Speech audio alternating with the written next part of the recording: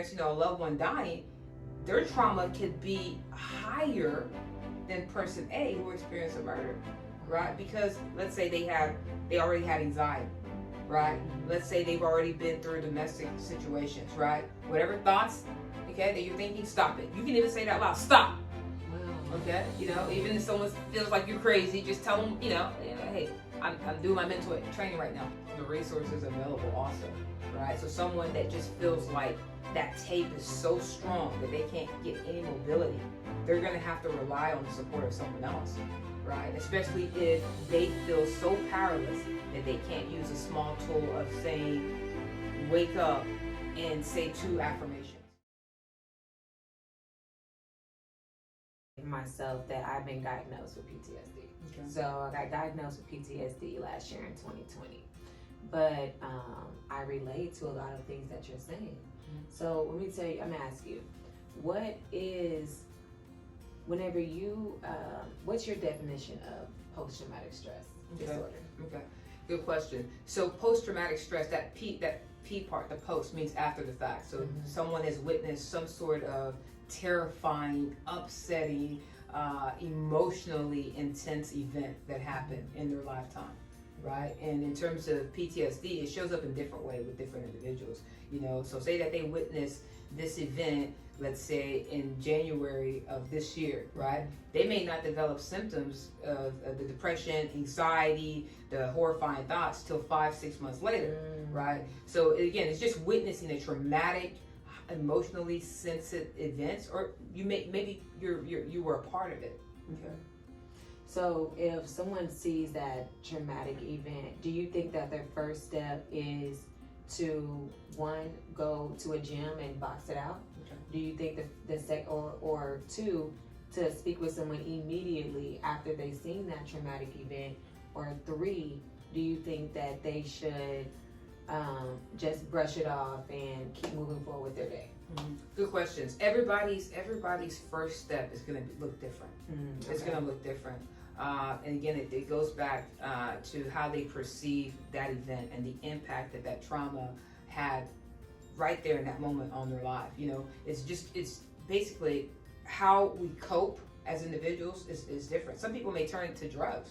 Some people may turn to alcohol, okay, or sex. Some people may turn to the gym. Okay, some people because of their upbringing and society's influence saying don't express emotions or weakness, may just brush it under the rug. But it will never go away. Gotcha. Yeah. Gotcha. And so with their taking those first steps and really recognize, okay, whatever is for you, you're going to do as far as the best for you. Correct. But if it involves substance use, that's not the best for anybody. Gotcha. At all whatsoever. So while that may be the immediate go-to for some individuals, as they cope with the PTSD symptoms, right? They need to seek some sort of support. It doesn't have to be a professional, mental health professional. It could just be a family member, someone to talk to, right? Just so that their development is not further affected. Gotcha. Okay, because coping in a way that's ineffective is still coping, but it's ineffective. Gotcha. Right, and then sooner or later, those symptoms are just going to increase in severity. So, what are the consequences for coping with substance? With consequences, a lot of consequences. Social, okay, your social life can be interfered with. No need to engage with friends, okay, family, okay, participate in any type of social events. Your work life can be impacted also, and then your health, okay, your emotional, mental health can be affected. So even though you're coping, because your inability to experience any sort of emotions, okay, is being masked by whatever substance you're using, right? Sooner or later, those substances are going to become ineffective because you're going to have to deal with those emotions that you temporarily inhibited your brain from processing. Wow, that's powerful. That's powerful, and I can say, even during the time that I experienced PTSD, that was something that, made me feel comfortable is finding something that I could feel to mask the void or even to feel something of the numbness that was inside. So I can definitely relate to people who took that route of substance. So definitely. So I want to ask you, and let's go back to whenever you spoke about depression. Okay. You're a woman here, you're successful, you made it, your family has done great things for people. How are you able to get through or cope through depression? Did you have anything that affected, did you cope negatively and did you cope positively? Good question. Yes, both. So I've actually had multiple rounds with depression. So high school, then college, then during my PhD. And I coped both positively and negatively. Fitness was always my outlet, since high school. So it really helped me to be able to release more endorphins and help to cope with many of the symptoms of depression. But negatively in isolating myself. Mm-hmm. Yeah, excluding myself. Friendships, I lost friendships, especially during my college years when I was in depression. I would spend hours in the lab doing research. Eating was adversely affected. Also, I would eat a lot of sweets, a lot of junk food. And then, of course, suicidal ideation. Okay, I struggled with that. And so it was both coping mechanisms. And that's something that's seen with a lot of individuals. Okay, so it's no shame at all whatsoever. Exactly. Yeah, no shame at all whatsoever. But it goes right back to your values, whether you have any sort of purpose, vision, and goals, and then you develop an idea that, hey, these behaviors don't align with my vision and goals and my purpose for my life. So I have to find some way to cope in a more healthy way so that I can participate in behaviors that align with my goals and my vision and my purpose for my life. Nice. So really, personally, I think it helps. It helps to experience different coping mechanisms.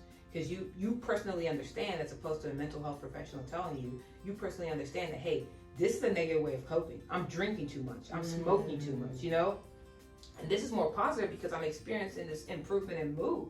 Yeah. And my lifestyle is changing. I see.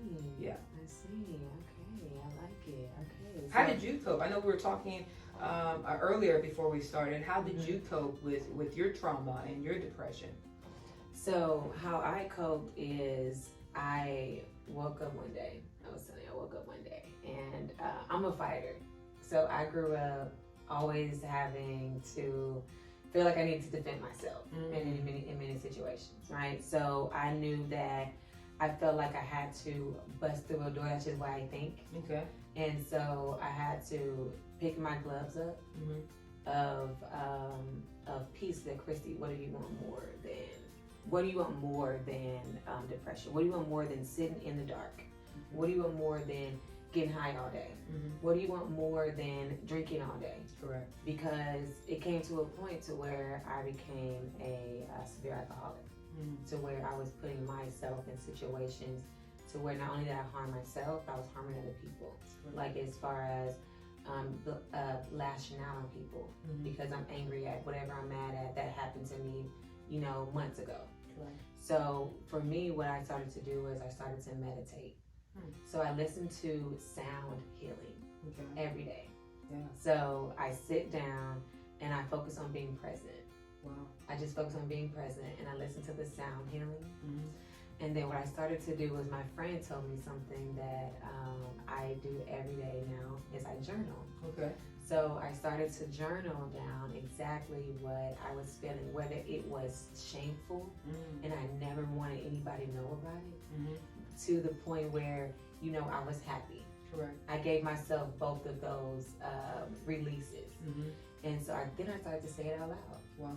I started to really say what I was feeling out loud. Right. Then from there, if I lashed out on somebody or if I was angry at somebody, I would do the first things. I would apologize. I would reach out to that person and I would say, I am sorry for lashing out on you. And what I'm doing, the best thing I'm trying to do is create boundaries. Correct. So what I started to do is I created boundaries. So there's like a circle of boundaries around me. Okay. So you can't cross this boundary. Nobody can cross this boundary because I know within myself my trigger points. And so for me, I have to know within my boundaries that you can't cross that. Correct. Because then that would trigger me. Correct. Wow. And so I have to be able to recognize that. You have to recognize your triggers. Because if you don't know exactly what triggers you, then anybody could set you off to the point where you embarrass yourself by doing things that you hope that you didn't do because you were triggered. Correct. Yeah. Yeah. Correct. I love it. How long did that take though? So journaling, meditating. Okay. How long did that take? Because I have clients that they'll come to therapy and everybody wants a quick fix. No. It takes mental health professionals months, probably even years, to learn about their clients and their patients. So for you, how long did it take before you got on that path to healing, to coping in a more positive manner? 4 years. Wow. I gotta be 100% real with y'all. Yeah. 4 years. Wow. Because I thought that I had it all together, right? So I thought that as soon as I went through the trauma, took a little break, let me cope how I think that I should have coped, which was negatively, mask that, put that to the side, get up, go to work, and ain't nothing wrong. I'm great. But what started to happen was, again, I started to, if somebody, if I heard like a sound, like a boom, I would be like, what was that? Why are you making noise like that? Why are you doing that? Correct. Then from there, then people are looking at me like, what's wrong with this girl? Yeah. Then you started to think, that's a mirror, that's that mirror moment. Yeah. That I had. But from there, yeah, I had I'm sorry, my brain went a little blank, but yeah, I had a mirror moment. Yeah. When I realized that it was who I was looking at. I was looking at somebody